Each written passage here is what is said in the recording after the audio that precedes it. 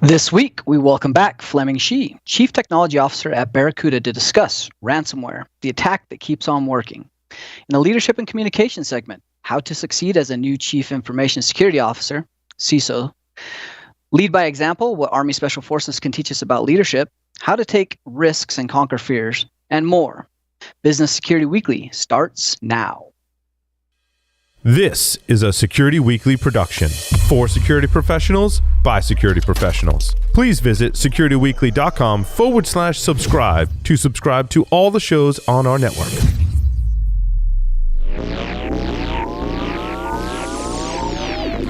Broadcasting live from G-Unit Studios in Rhode Island, it's the show where we explore the business of security to improve the security of business. Your trusted source for actionable insights on leadership, communication, and innovation. Get ready for Business Security Weekly. Files are the lifeblood of business, and your employees will open the files they need to do their jobs, whether they're safe or not. With Votiro, your employees will only open files that are safe. Votiro applies zero trust principles to files and sanitizes every incoming file for your organization. Known and unknown threats are removed instantly, and the file retains full functionality, so your business is safe and productivity never slows down. And it's not just for email. The Votiro Cloud API works on web downloads, file uploads, cloud apps, FTP, and content collaboration portals. Learn more at securityweekly.com/Votiro. Created in 2005 and hosted by security industry veterans, Paul Security Weekly is your source for in-depth coverage of the latest vulnerabilities, exploits, and security research. Our weekly security news discussion dives deep into the security issues we face today and potential solutions in a fun and lively atmosphere. Each week, we bring on guests from the security community to learn about their journey and discuss topics relevant to their work and research. You can also subscribe to our show by visiting securityweekly.com/subscribe or look for Paul Security Weekly in your favorite podcast catcher. We've recorded a ton of content over the years, so we created Spotify playlists featuring some of our favorite episodes, including interviews with Marcus Random, John McAfee, and Chris Roberts, to name a few. You can find them at securityweekly.com/starter packs. Welcome to Business Security Weekly. This is episode 301, recorded on April 10th, 2023. I'm your host, Tyler Robinson. Joining me remotely are my co-hosts, Jason Albuquerque. Hey, what's going on, Welcome, Tyler? Jason. Good to see you. Good to see you in the seat, my friend. No, got to step up once in a while. Can't let Matt have all the fun all the time. Totally. Excellent. Follow us on LinkedIn for updates across your organization, show highlights, and more. You can find us by searching for Security Weekly Productions. This segment sponsored by Barracuda. To learn more, please visit securityweekly.com/Barracuda. This week, Fleming Shi with Barracuda. So Fleming joined Barracuda in 2004 as a founding engineer for the company's web security product offering.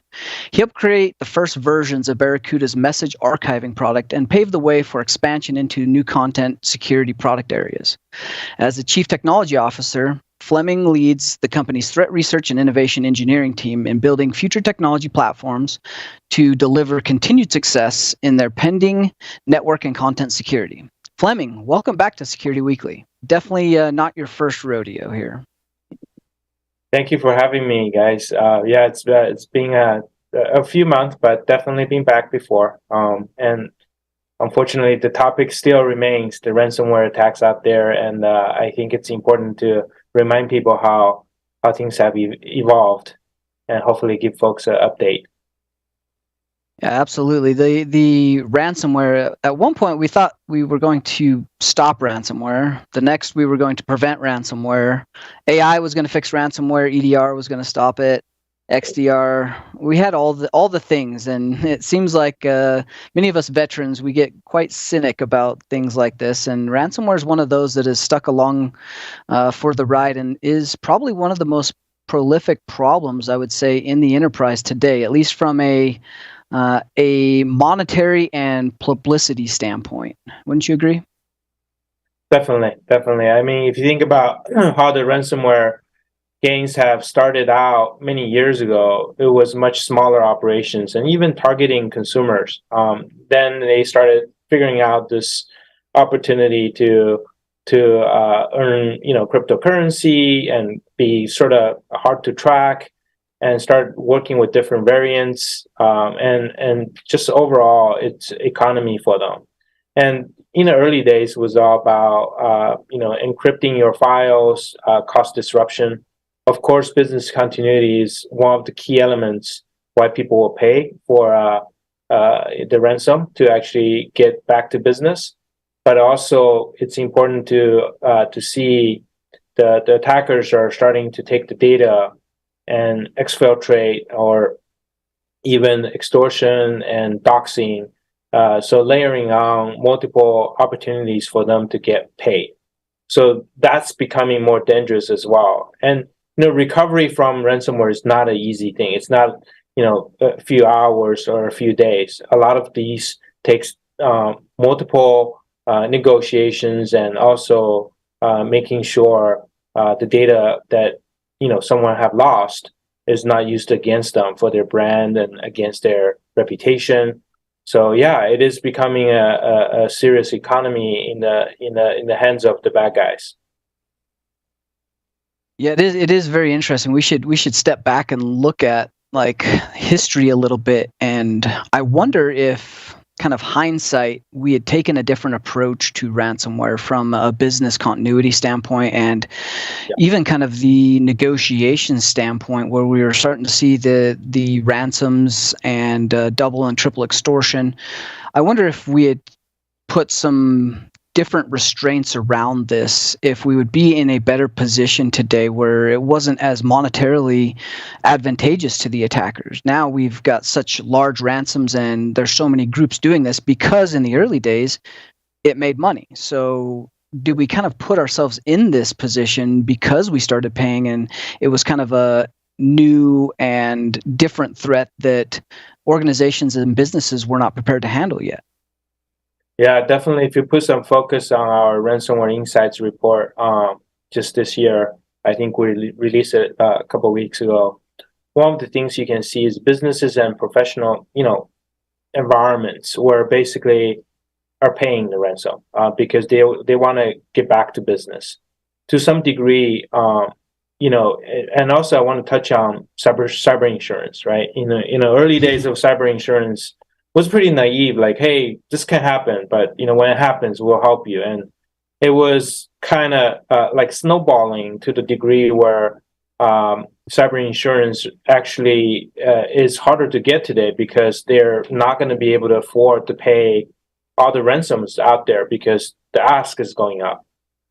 To some degree, even I think we shared last year, one of the insurers wanted to actually rescind the insurance payment, insurance coverage, because there was misrepresentation of how the victim was using MFA.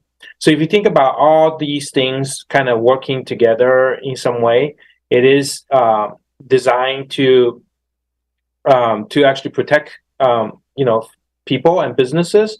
Unfortunately, the bad guys have taken advantage of it. And as I mentioned in the report, like over 70% of the organizations we surveyed in that report have been hit in that mode by ransomware. Also, more than 35% or 38% of those folks have actually been repeated victims. So it's unfortunate. It's the state where we're right now.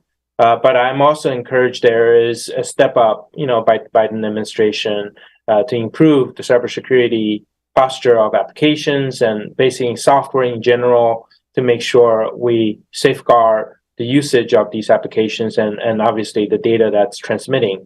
And that's important to actually see because, now we have, I think we're kind of woken up to some degree. Even cyber insurance is much harder to get underwriting. So in general, I think it is shifting. Unfortunately, still, I think the bad guys have advantage because they have taken a lot of breach data in the last, many years, last decade in all.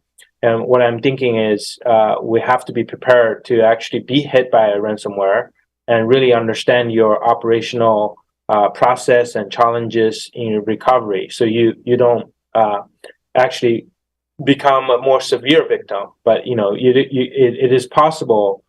I would say most likely it will be hit, but once you're hit, you want to be able to recover quickly. So I think our mindset has to switch to that mode. No, I think you're spot on. Go ahead, Jason. I was just going to say the report is so telling, right? I mean, you had mentioned that Fleming that 38% were hit twice, but you guys take a little bit deeper dive into the verticals, and it's just amazing how these malactors are focusing on verticals where they know they can get payments. Critical infrastructure. I mean, when you look at energy, oil, gas, all the utilities, 44% were hit by 2 attacks. You look at business and professional services, 34% were hit at least once, above 20% multiple times. They're going where the money is. They're going where they can, if they can make an impact, they know that the companies are going to pay. They're going to pay out that ransom. You can see the strategic targeting of these verticals. But you guys do a really good job of breaking those out.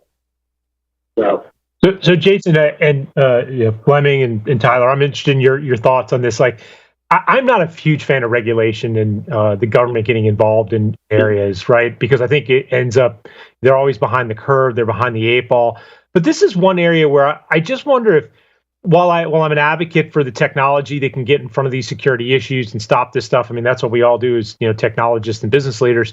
But I'm wondering if this is an area where legislation and actually putting in some regulation that says businesses can't pay ransomware, like it's just federally illegal. You can't do it, right? Would take away the complete impetus for it. Like it wouldn't stop bad actors, bad state actors from doing things that would essentially be the same as ransomware, but it would take away the monetary value from it and say that if a business legally can't pay you, then does the ransomware problem go away, right? Does it remain then as an espionage act or an attack, but it takes away 90% of it, where it's really based upon the fact that companies will pay, right? I think that's the general problem. I'm interested in your thoughts on that. Yeah, I mean, I 100% agree. I think it's the only way. Yeah. Welcome, Ben Carr. Thanks for coming today. We did not get a chance to introduce him. He was a little bit late, but everybody, Ben Carr dropping the mic as he steps in. Yeah.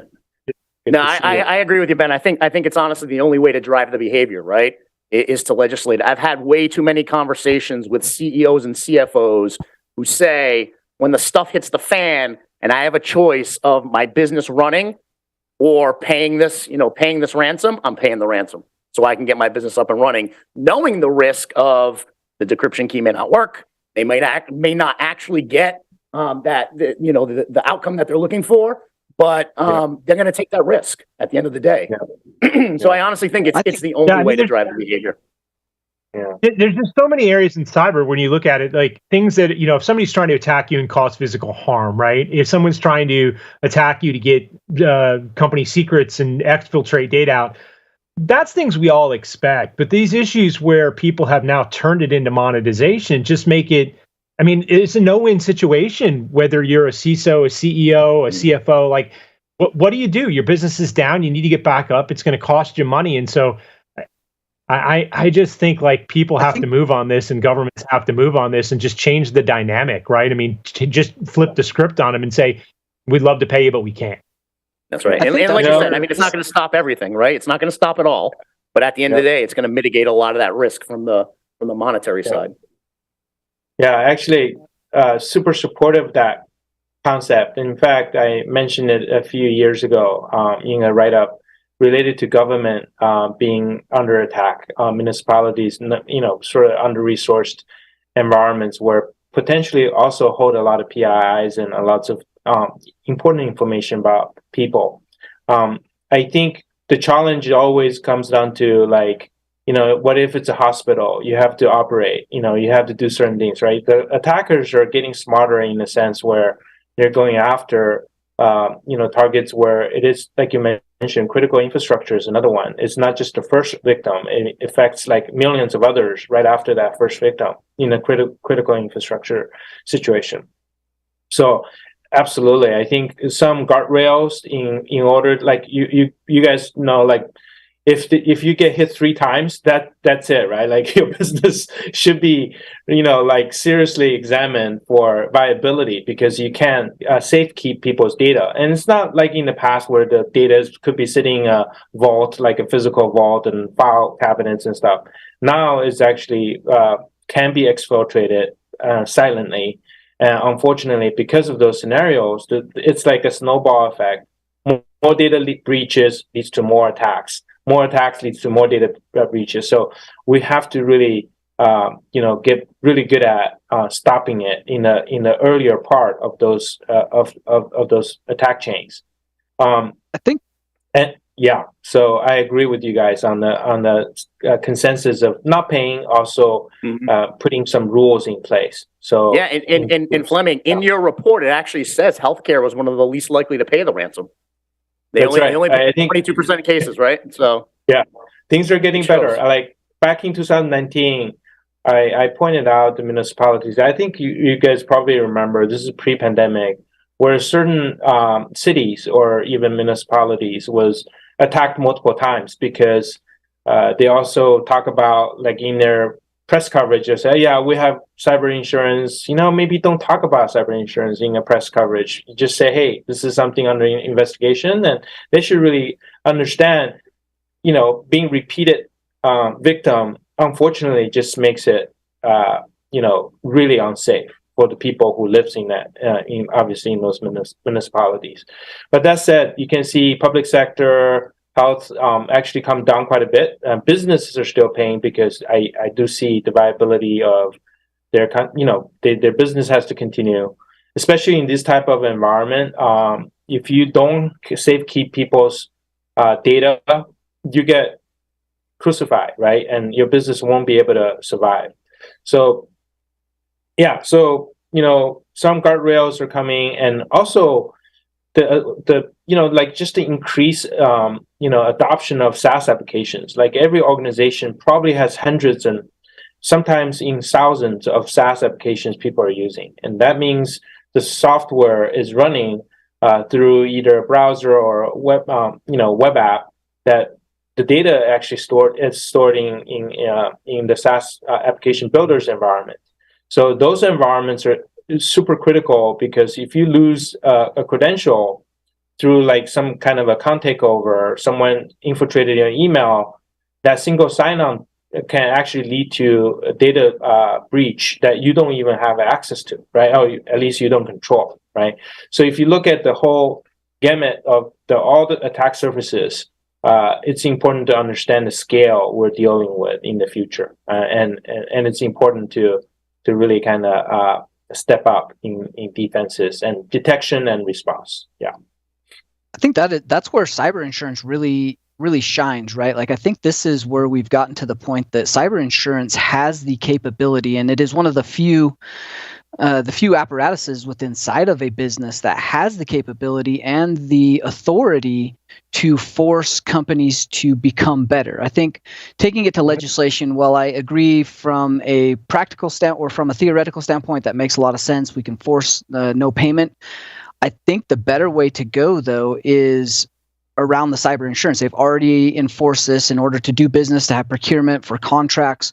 All the things that are required for a business to operate is pushed through cyber insurance. So if cyber insurance has that lever and has that big carrot, that means companies have to start following that. And we've seen cyber insurance really step up the game, really get good with not just doing questionnaires and having active assessments to ensure that the security is better. I think the next iteration of that, though, really is going to have to be cyber insurance working as a trusted partner and providing these companies that are trying to get cyber insurance and doing these assessments a means and good guides with trusted vendors to make those leaps in security very quickly so that they can continue to operate, continue to do business, but do it in a secure manner. And I think there's opportunity there between MSSPs, between cyber insurance, and between things like CISA and their free assessments. I think all of those things, providing those guidances and getting a much more flexible program out there for everybody to be able to adopt, that's when we start to see some real big changes. Definitely.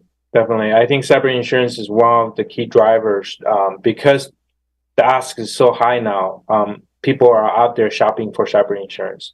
And one of the main criteria is to make sure you have the level of security, not only tooling, but just the process and recovery capability built into something that allows the underwriter to feel confident about a business, right? So if you think through all that, it's like a credit report, but instead of about you're able to pay on time, it's about your ability to secure your data, secure your business.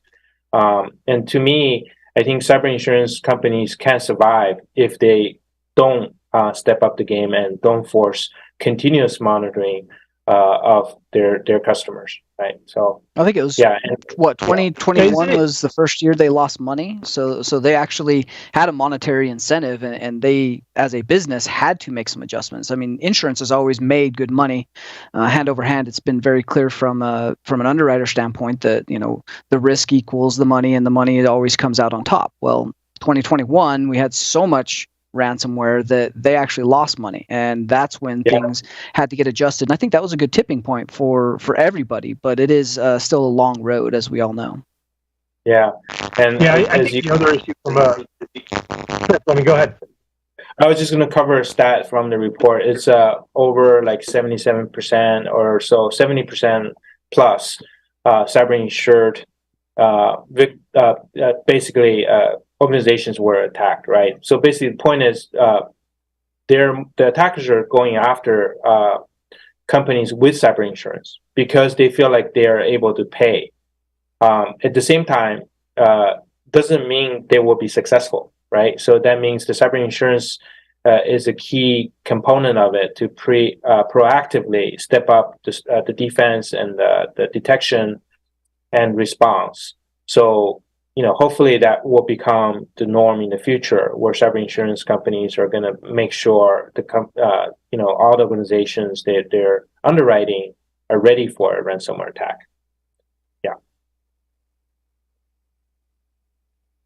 Yeah, I was just going to comment that you made the reference comparing it to a credit rating, and I think the one interesting thing there is a credit rating is, I don't know if I'd say real time, but it's much more periodic than a one and done kind of assessment, right? Which many cyber insurances are based upon an assessment that somebody does at one point in time, and then they go on, right? And so I really think the change and the shift in the insurance side needs to be a constant assessment, updating and feedback from the tools that a company is using to give an actual value that the actuarial tables can actually reference, and the assessors can look on an ongoing basis to say, we not only saw you at this point in time, but we saw all of last year. And so as a result, your premiums are going to either go up or down based upon how well you're actually doing things, not how well you're telling us you're doing things. Exactly. The continuous monitoring is a key component for the future for cyber insurance underwriting. Part of it has to do with the ability to collect data continuously. And also, it's important to be able to sift through all the data, because if you're just logging, it's not going to be enough, right? You have to be able to make sense of all the different loggings from different parts of the world for your employees, for your users, all that. So the ability to do all that requires something like XDR type of platform to actually operate with all those data. So I think the future does look pretty bright in a sense where folks are starting to really put quality of your tooling and your ability to recover at the forefront before they even think about signing your cyber insurance underwriting your cyber insurance. Yeah. And Fleming, I mean, in the report, it goes through a lot of the best practice areas that we should be focusing on, and this, probably can equate to an insurance organization when they're monitoring. None of these items are these big bang epiphany moments. These are things that we've known about that we should be doing for decades at this point, right? Yeah. Protecting your credentials, MFA, making sure you're configuring your apps in your infrastructure, right, correctly, and monitoring it. Have a good BCDR plan. Make sure you have, an incident response plan that you exercise and you're actually practicing it and building the muscle memory. having some level of detection and response. You call out XDR here. Making sure you're doing phishing campaigns and educating your staff and have some level of email protection. These are all core things, foundational things that we should be doing, but we're still not getting it right? Because in many instances, and I'll say it again, it's the say easy, do hard. These things are hard to do. They take time, and they're not shiny, and they're not, the blinky lights and the new technologies. So, we're not making progress because I don't think we've taken a step back, and we're not accomplishing these core tasks, these foundational items that we need to get good at. Yeah. Also, partially because a lot of companies may have a lot of tools, but just the amount of talent and resources that understand the analytics behind all the data is very limited, right? In a different report, we talk about, there are 2.7 million job openings in the world, or like 750,000 U.S. job openings related to cybersecurity. So it has to get smarter, and also different vendors, they have to start working together with sort of shared data model that allows you to identify signals and exchange signals. So attacks can start with email, but it can stop there when it happens, right? Don't let it go further. And I call it short-circuiting attack. So those are things that we have to do as the industry to improve the chances of surviving a ransomware attack. We've gotten to that point though where we have so many threat actor groups now and so many people targeting. I think you stated it earlier. We have all of these breach and all the breach data and ransomware gangs that have exfiltrated all this data. I think our next iteration is going to be actually more critical to get correct because you're going to have supply chain attacks. You're going to have better context phishing emails or targeted attacks against organizations that have insider knowledge because of all the data that's been leaked or exfiltrated. So the next iteration of this is going to require some more advanced tactics, and we add on top of that single sign-on and SaaS application. What happens when ransomware? I mean, we've already seen the shift of ransomware down to the hypervisor, where ESXi is going to be ransomed, and now your whole platform for virtual environments, which houses your domain controllers, Active Directory, SQL database, email, all the things. All of those things are a problem that you're going to have to walk through, and I think that's where we're going to run into big issues. Definitely. From the perspective of the right, type of tooling for future, you have to look at it, from every attack angle. Just as you said, breached credentials. A lot of the phishing attacks these days are just to get the credentials, right? They hijack or basically impersonate a site that you might be using or trust. And once they get their credentials, they can get into your environment or your SaaS applications that you don't run. You're obviously just using, and sort of start taking over and exfiltrate data. And that can happen at night. That doesn't show up on your radar because your firewall doesn't have that log entry. That log entry goes into the SaaS application. So there's a call for action to all the SaaS builders to increase their security features beyond just providing MFA capability and maybe even just role-based administration or access kind of control, but also provide other security features so vendors like Barracuda and others can interact with and basically reduce that chance of basically misconfiguration or policy drift that those settings inside the SaaS application themselves. So we have seen that in the cloud environment, like hyperscalers. CSPM, for example, is a great tool to allow you to understand how your users are configuring your environment in AWS or Azure. But in SaaS applications, we also need the same level of controls. And most of those controls, once it's made available, it can be monitored continuously. It can be, interacted with, or, can be, the settings for security can be the posture can be raised, depending on what the user is, all that stuff, right? So I think hopefully all that investment from not only the government but from everybody call for the action to improve the security go towards into providing that type of capabilities in the future. Yeah, and I mean the report, Fleming, is not all doom and gloom either. I mean, there's a section of the report that shows that we have an uptick in organizations feeling like they're better prepared, right? I mean, in 2019, exactly. It was 44% of organizations saying that they didn't feel prepared.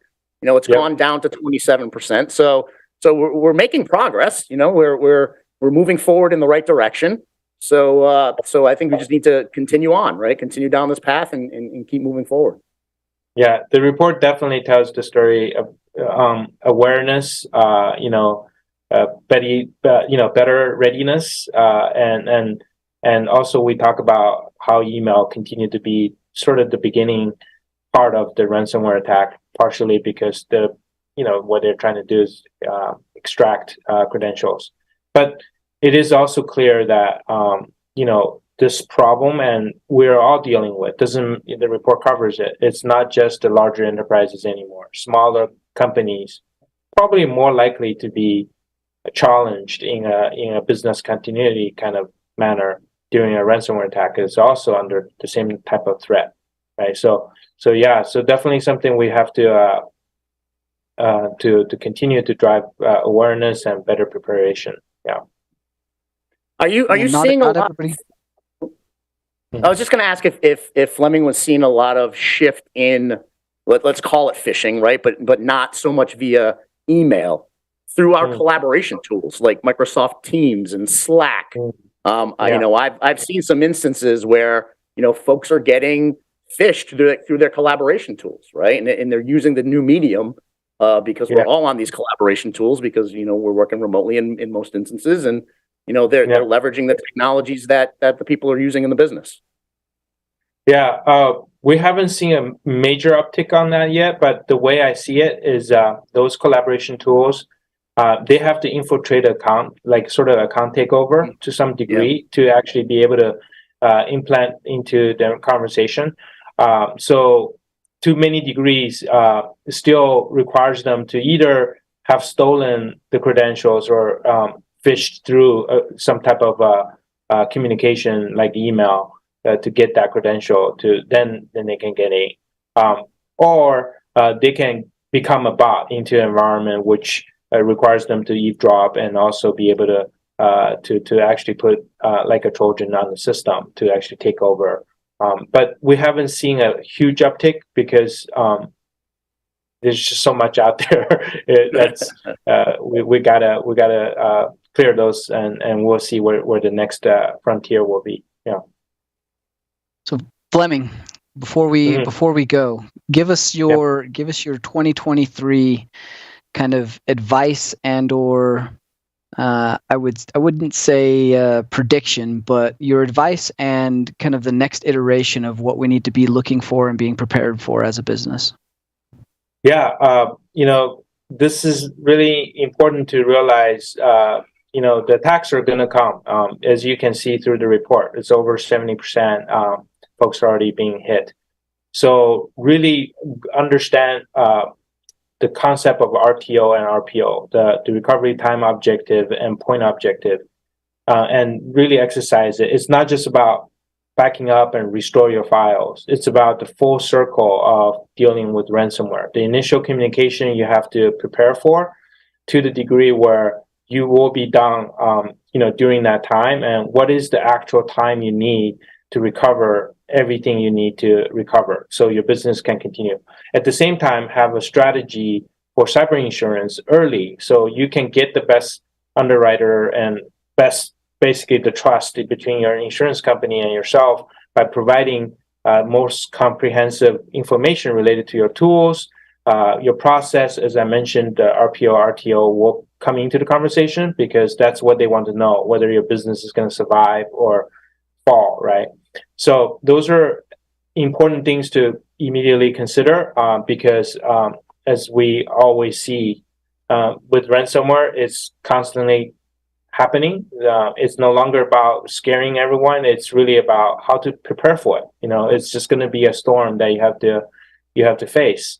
So I give you one example, the banking scenarios out there, all the problems with the failed banks. Be prepared to train your users about potentially bank-driven attacks, right? So just be very conscientious about the modern or more current events that could be weaponized by the bad guys. I'll leave you with that right now. Yeah. Excellent. Well, Fleming, thank you for joining Business Security Weekly. If you want to learn more about how to protect your organization from ransomware, please visit securityweekly.com/Barracuda. We'll take a quick break and then cover the leadership and communication articles for this week. Thank you, guys.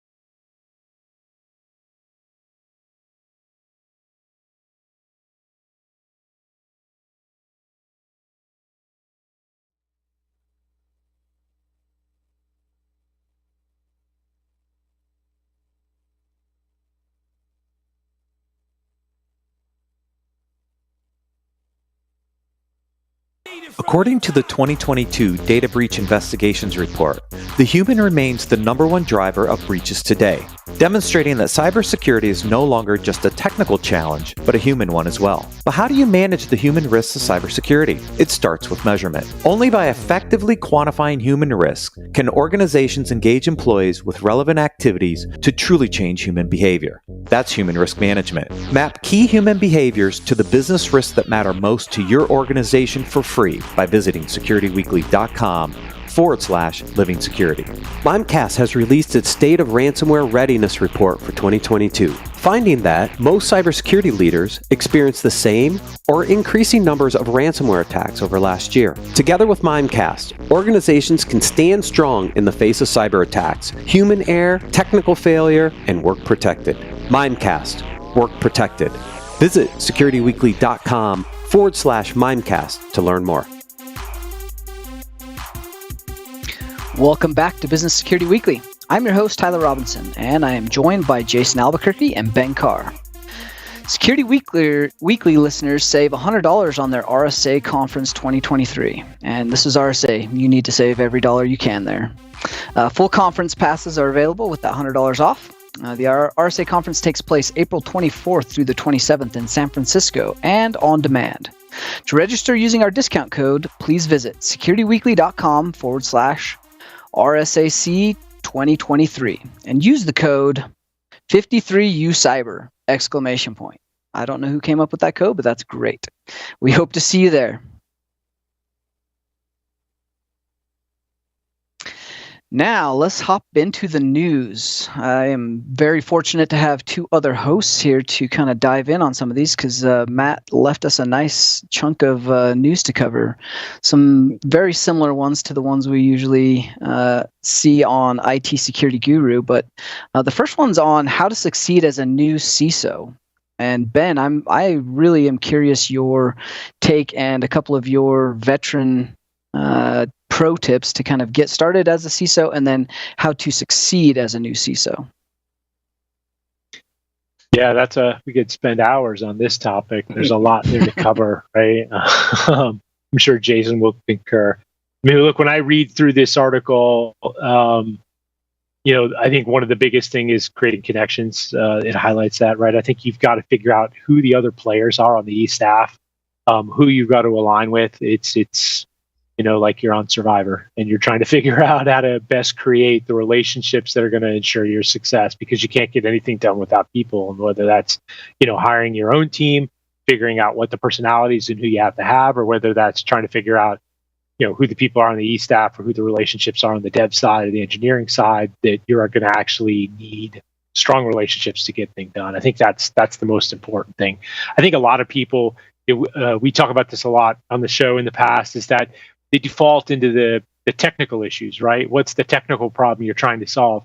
And I think, quite frankly, Jason, tell me I'm wrong, that's the easiest thing to solve. It's the hard things are the people problems, the education, the relationships, the community, what's the tone at the top, and how do you get buy-in that we've got to make a change and we've got to do things more securely. So. I said a lot, but I'll leave it. Yeah, I couldn't agree more. I mean, typically when I go into a new role, the CISO role, I give myself a line in the sand as well. And you're absolutely right. It starts with building relationships. And I think bringing it to that 50,000-foot view as well and saying, what is the business I'm hired to secure and mitigate risk for? You got to understand the business, right? So you have to make relationships with the business units. You have to make relationships with the leaders. You have to understand how the business operates and how the players operate. You need to build relationships with your own team, right? So you can get that current state. But typically, I like to put a goalpost out there. And normally, you get these articles about 90-day, your first 90 days, what you want to do. I typically say 120 days. I'm going to go back to my CEO and I'm going to give you a report of my findings, what I've discovered as a new leader here within the organization. I'm going to give you a brief on current state. I'm going to give you a brief on what future state should look like. And then we're going to work together as a business to eliminate the gaps, right? What are those gaps from current state to where we need to be future state? And then what does that roadmap mean? Is it a multi-year roadmap with investments, with some financials? So having that line in the sand kind of forces you to go learn the business, learn the players, and then you have to design a report, right? And you have to give a briefing, brief to the CEO, briefing to the CFO, and maybe even to the board of directors. But it creates a little bit of accountability for you to put that out there right out of the gate, right? I'm going to bring you a plan. I'm going to bring you a brief. That makes a lot of sense, Jason. I agree with you on that. I mean, I think you've got to set that kind of target, because if you don't, it's like anything. You don't have a target you're aiming for. It just sticks out there forever. When you were talking, you said something, and it jogged a memory for me that I'd say you also have to make peace with the business. And what I mean by that is, you said educate yourself on the business and understand. I think you really do need to understand what the business is. And I think, again, far too often we get caught in this black and white of we should do this and not do this. And really, it's what is the business? What is the business about? What is the risk that you're willing to take? What is the risk that the CEO and the board and the other executives are willing to sign up for, and what aren't they willing to sign up for? And that should inform your perspective on how you approach staff you hire, technologies you implement, roadmap you set out. Because if you don't make that piece to really understand the business critical component and what the risk tolerance is, man, you can just be way off in what you think is the right thing versus what the investment is the business is willing to put forward. 100% agree. And I think vice versa. I think vice versa, though, because the business needs to understand your organization as well. I've walked into too many, coming in the door, walked into too many business units as a new CISO, and they really didn't understand cybersecurity and risk management, right? Yeah. And they didn't understand what our mission is about. So it's having the business understand the future of what cybersecurity is going to bring to the table and educate them that, we can also be business drivers. We can also impact the business and innovate with the business and drive the company forward. So I think it's that mutual learning back and forth. And that way you build that respect, and you build that trust. That's it. Yeah, it's a relationship. You don't enter any relationship that's one way. It's got to be a two-way street. Got it. That also means entering in that relationship, ensuring that you are aligned with that business out of the gate, and that your values and your expectations are set. Like you said, you have to be at peace with this, and sometimes that requires understanding and having the expectations set properly for yourself that this is not going to be a Google. You're not going to have all of the latest, greatest, flashy tools. You're not going to have unlimited budget to hire the best talent in the entire market. So are you okay with that? And if you are, then you can move forward and have those expectations set so that you can get to a minimum viable security that you're comfortable with and that matches and adopts to the business model. Because if the business doesn't have money and is not making money because you've spent it all trying to secure something, then that is not really a business, right? That's poor capitalism. Yeah, like I said, we could spend days on this topic. It's a fun one. But for me, there's a ton of stuff on the forefront before you even take the job that you've got to cover off. You got to make sure you understand a lot of these things, right? What is the perception of the business to the investment to cyber? What is the importance of risk to the business? Like, what are they willing to do? What's the track record look like? And a lot of this stuff, you figure out as much as you can before you take the role. But then, the rubber meets the road, and you've actually taken the role, and you're trying to figure out, okay, how much was different than what I was told up front, and how do I then apply those learnings about the business when I get more intimate with it to actually do the right thing for both your role, your team, and for the business as a whole. Yep, 100%. That kind of leads to our next story around mistakes that companies keep making and simple fixes. I mean, if they were simple, like there's a lot in this article that really just irked me. The fact that they call it top spy, like this was, I believe, deputy director for national intelligence, like they were not a case officer. They weren't a spook. They weren't a spy. They didn't do cyber. Like these guys were getting intelligence briefings. So the whole title is just frustrating. However, let's move past that.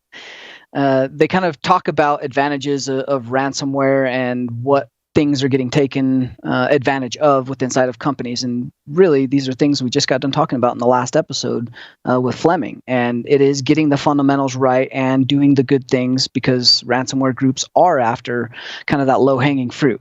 That being said, I do take some issue with some of these. Like we've seen a lot of nation states kind of step in and use the smoke and mirror of ransomware and even some of the supply chain attacks in order to further government and or intelligence gathering operations. And so, while I do agree that ransomware is going to go after low-hanging fruit, they also are not shy towards larger paying customers that take a little bit more effort, and they have toolkits designed just for this. They will go after some of the bigger fish to get the bigger payouts, and they will leverage some of the nation state level tooling and or smoke and mirrors in order to go after some of those more secured organizations. So some of this I believe is spot on. We all know ransomware goes for the simple, and attackers are lazy, but I do take some issue with cyber criminals not going after fortified companies. If that's the case, like, I'm not sure how all these big companies are making it in the news, because some of these are not that bad. I agree. I actually pulled that statement out of the article because I wanted to address that as well. I mean, I just don't think that's a good statement to make, right? Cyber criminals won't attack fortified companies. I don't think that's a good statement to be making, because at the end of the day, we know they're attacking companies who have put investment and have people, are trying to do as much as the right things as they possibly can, and they're still getting successfully attacked.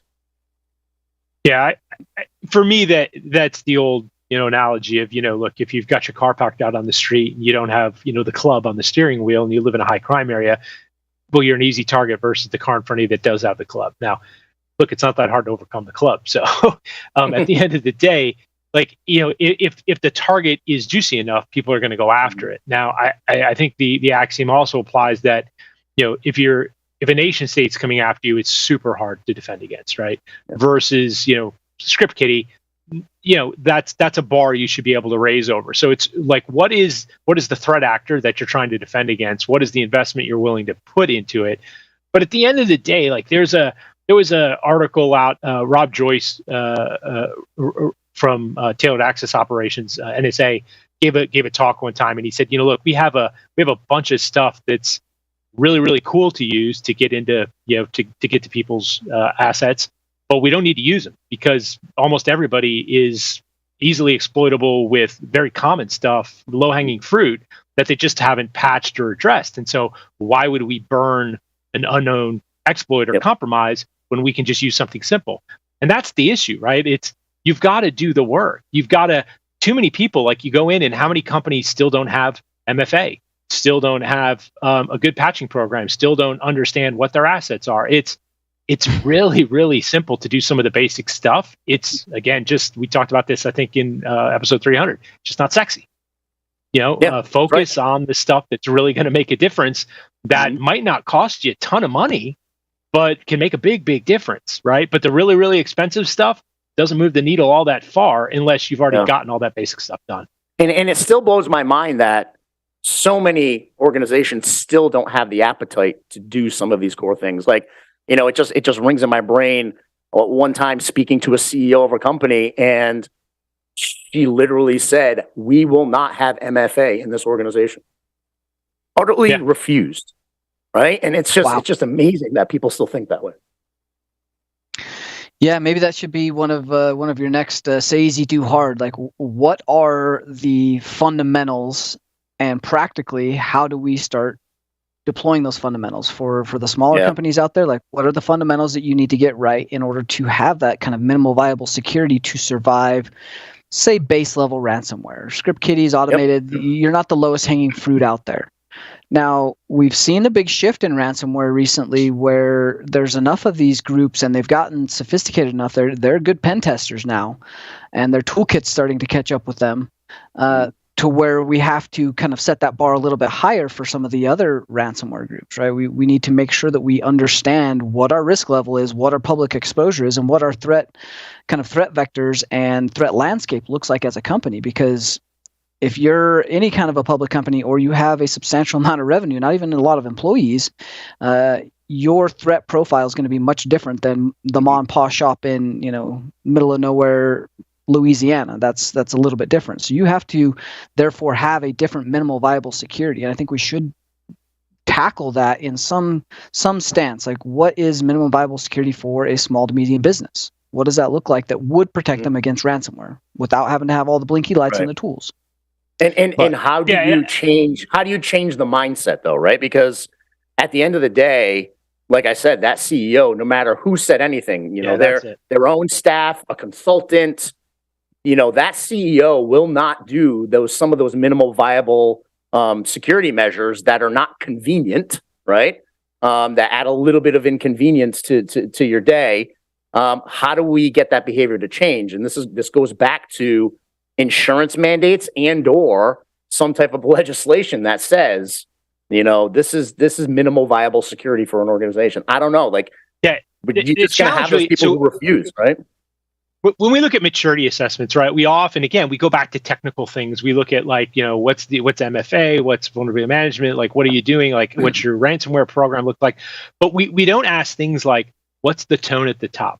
Like I'm a fan of, one of the reasons why I'm a fan of Deloitte's maturity models, because they've got that in there, right? The top thing is like, what's the tone at the top? And if your CEO can't go to the head of dev and say, I don't care that it makes it harder or takes 10 seconds longer for your devs to log into an application because you have to use MFA, we're doing it. It's not optional. CISO says it's a mandatory security control. We're going to have to make it happen. That's what you need. You need support from the other staff members and ultimately the board and the CEO to say, look, if you say something's a non-negotiable, it just is. I'm going to trust you for it. That's what I pay you for, right? If your CFO came in and said, hey, this is just mandatory, like we have to have good, accurate accounting software and reporting, like it's just not optional. Who would tell the CFO, like, no, that's just too hard. I'm not going to run that report for you. Like it's adding time. Like it doesn't make sense, and it's not accepted anywhere else, but it's accepted here. Asset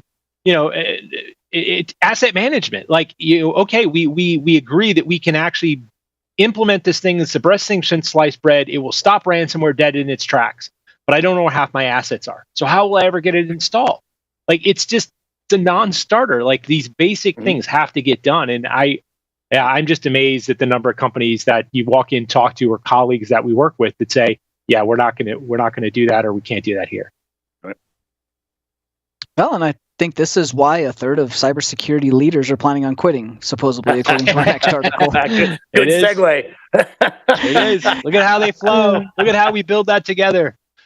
Yeah, the great resignation of cybersecurity leaders. I'm curious on the qualification of some of these numbers here and quantification of their actual percentages, because that's a high number. Well, obviously, we all dream about quitting. We all dream about going back and working construction. But at the end of the day, we all get sucked back into cyber because the pay's good and we all have passions for it. So it's really hard to replicate that in any other vertical, especially when you've dedicated decades to get to this point. So I'm curious who's resigning where.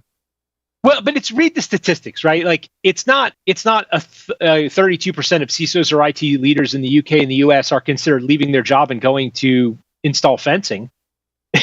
They're considered leaving their current organization, right? And Jason, you agree? I mean, we're not leaving the business. We're trying to find the greener pasture, right? We're trying to find the CEO who cares. We're trying to find the organization that realizes, hey, this is an important part of our organization. We should respect them, treat them right. Like I'm not saying give us infinite power. I'm just saying like take us as the experts in our field and let us do our job and help us, right? Assist us. And that's what everybody's looking for. And when you don't find it, you get a little bitter and sour on your role, and people tend to look for something else, especially when there's a lack of resources. The pay is high and it's easy to switch. So if I'm gonna live a stressful life, I might as well do it for 20% more money. but that's it. I mean, it's the alignment of the CISO's vision, mission, morals, best practices with the business and being seen as a strategic component of the business, right? That if that's not there, then you're just tactical and you're that, that old adage of, security is just part of IT, right? You're just a technologist. And, so many people want to feel valued, trying to get out of that. That's right. Yeah. That's right. Go ahead, Tyler. No, I was going to say that this is where the differentiation and the gap begins to become more apparent. I think the companies that are doing this well, having that top-down leadership support, building that culture or open to build that culture while maintaining that kind of work-life balance, right? Like this is where you can acquire maybe some talent that you wouldn't have otherwise been able to afford, but you are doing it through the means of providing a good place to move to. So I think you're going to see the places that are doing this poorly losing all of the talent that they've somehow maintained and retained for a little while, but the shift is going to go to better companies that are doing better security, and therefore the gap in security between good companies and bad companies is going to continue, and I think it's going to diverge even further for things like ransomware to take advantage of in the future. Yeah. I mean, burnout is real, right? I mean, no doubt about it. And if you're part of a leadership team and you're not paying attention to your folks and making sure they're not burning out, you're going to lose them because, we're all human. We can only take so much. And at the end of the day, if we don't have that support, we're not getting that balance between work and our lives and, that flexibility from our organization to proactively. I mean, we do it with our teams. We look at utilization to make sure folks aren't burning out. And then we have that good conversation and say, hey, listen, guys have been working really hard. You know what? Take Friday off. Do whatever you want to do, right? Take Friday off. If you want to go study for that certification that you wanted to go take, cool, that's fine. Go do that. Or if you want to just go walk around the park, go for it. Take Friday off. Yeah, but we have to be proactive in watching that. Yeah, I think one of the things you hit it on the head, Jason. I think I was going to call it the make PTO mandatory, right? Like there are so many people that burn through that PTO, and I think as leaders, if we're not, I think I think we've talked about this again before. You've got to make sure you're taking PTO, right? You got to make sure as the leader of the organization, you're leading through example and showing people this is how we do it. Like I'm not going to be available 24/7. If a breach happens, I'm going to get on the phone and do what I need to do, but I'm going to prioritize my family. I'm going to prioritize my life, so I'm not burning out, right? And you have to do that too, as a director, as a an individual contributor. You've got to make sure you and your teams are taking PTO as well. And if you're not doing that, I'm gonna need to know why, right? Because otherwise, your team's going to get burnt out, and you're not going to be successful in the long run. Right. So I think PTO, flexibility in work environments. Being able to go up to somebody like you said, hey, you've been working really hard. Why don't you take Friday and Monday off? Have a long weekend. Go spend time with your family.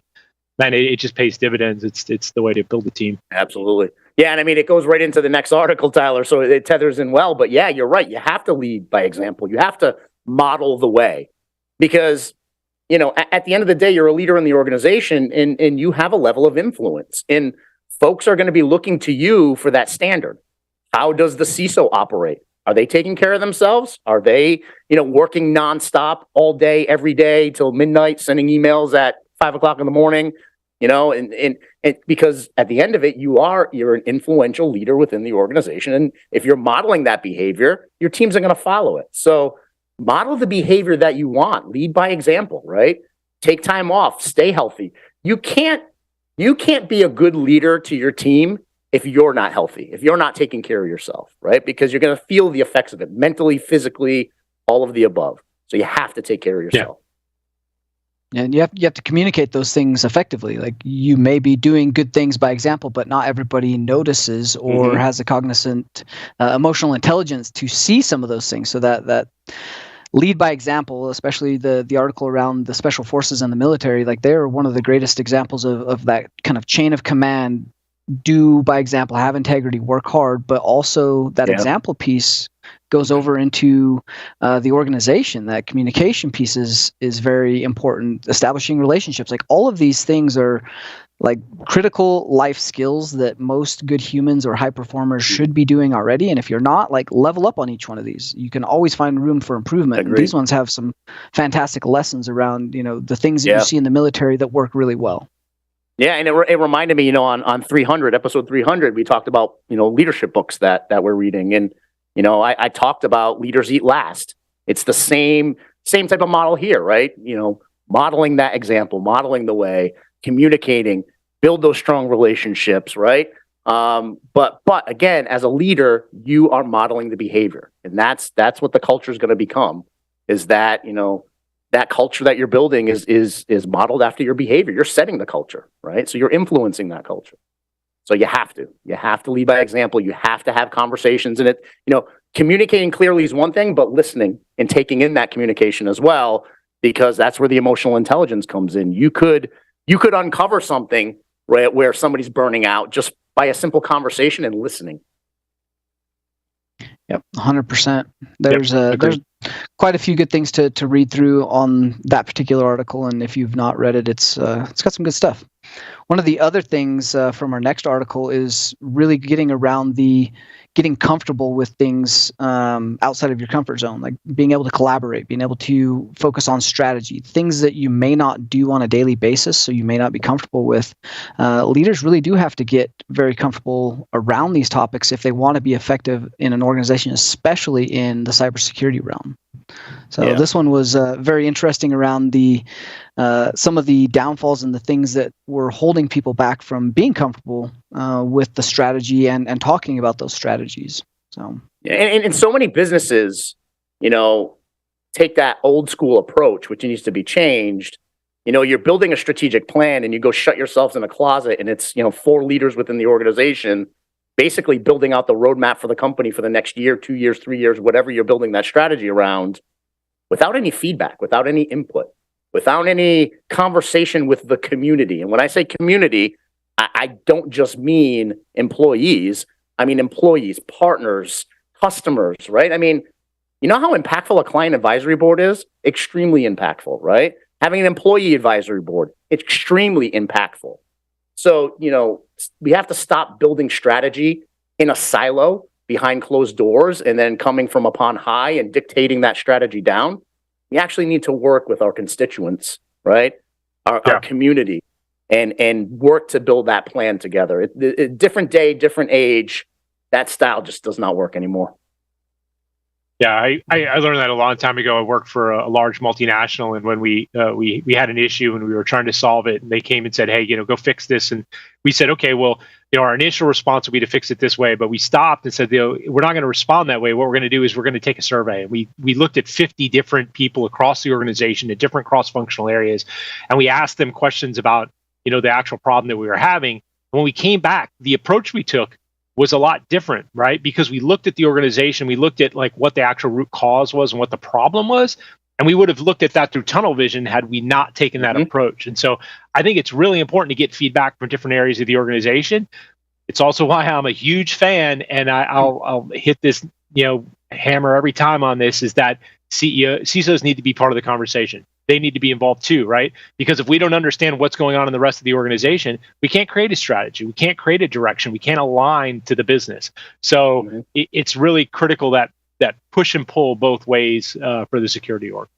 Yeah, it's it. And a lot of times you'll hear folks say, we're not going to make decisions by committee, right? It's too hard, too much input, too many people. Well, engaging folks does not necessarily mean it's the decision that's going to be made a certain way. They're not making the decisions. What they're doing is providing you with intel and information so you can make better decisions as a leadership team, right? The committee isn't going to put the hammer down and, sign off on every decision. That's not it. It's about getting input so you can make good decisions. So I hate it when I hear people say that we're not going to make decisions by committee. That's not a good enough excuse. No, we need feedback from the committee, right? We need input. Yeah. Right. We need to understand the problem with the committee, right? And then we'll make the appropriate decision based upon that. You got it. Well, make a decision on taking risks and conquering fears is our next article. So if you'd like to figure out how to dive in and take more calculated risks, I think that's an important characteristic that we all do naturally. I would say from those of us that either lead teams, have come up through management, been technical, and had to get to the point where we're doing more strategic and advisory work, that kind of calculated risk taking is something that like naturally our brains work through very quickly, from the logic tree all the way to risk versus reward, and then adding some business aptitude into there is where you start to really refine this and become an effective cybersecurity advisor. So I think this one had some interesting stuff. Yeah, I mean, two major points that I pulled out of there. The first one is reframing your mind around what success and failure means, right? Because sometimes fear can lead you to poor decision, but failure, if you can reframe it as an opportunity to learn, even if you weren't completely successful with what happened, tease out some of the successes that you learned from that experience, right? So just reframe your mind so you're not afraid to take that calculated risk. The other one that I think is extremely important, and I call it my personal board of directors, have a support team. Have someone that you can bounce ideas off of, who you can, they say make a pro-con list. Well, that pro-con list you can run by your personal board of directors to get feedback, or they can help you build that pro-con list, right? So I think it's extremely important to have that personal board of directors, that support team that they call out in this article. So that way you have a voice to folks who can give you good feedback.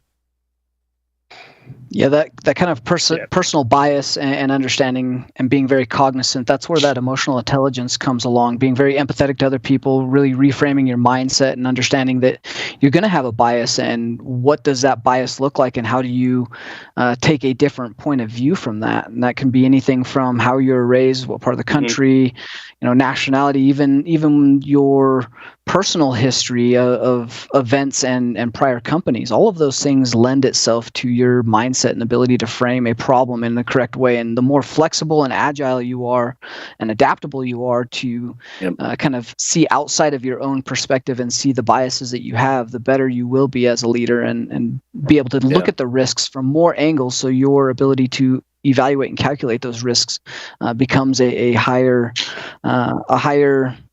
adaptation and a better perspective for the business as a whole. Yeah, I'd highlight that. Like, I think a lot of people perceive bias as a 4-letter word, right? And it is, but it's more important to know what your biases are and understand then how to take that into context, right? And this article called out, get the facts, and I think that's super important when you're looking at risk. Is you don't do it based upon opinion, right? You do it upon data. And a lot of times you'll bring something in and someone will respond in a way that's based upon fear or their prior bias or, the information that they have. But if you don't have all the facts and you can't put the data together accurately, you're not doing a great job as a CISO. You got to bring the data to the argument, be able to put that data together and say, this is what the facts tell me. This is the direction we need to go in. And I think it comes off. The reception's a lot better when you can put that fact-based proposal together versus just, well, I know that this is the way we should do it. Well, why do you know that? Like, your experience may be different from another person and they may respond differently, but if you bring facts to that argument, it can be a real winner. So bring your A game. Bring your A game. Yeah. Absolutely. And gentlemen, thank you very much for bringing your A game today. It's been a pleasure, as always, Ben and Jason. And thank you for joining us today. We'll see you next week on Business Security Weekly.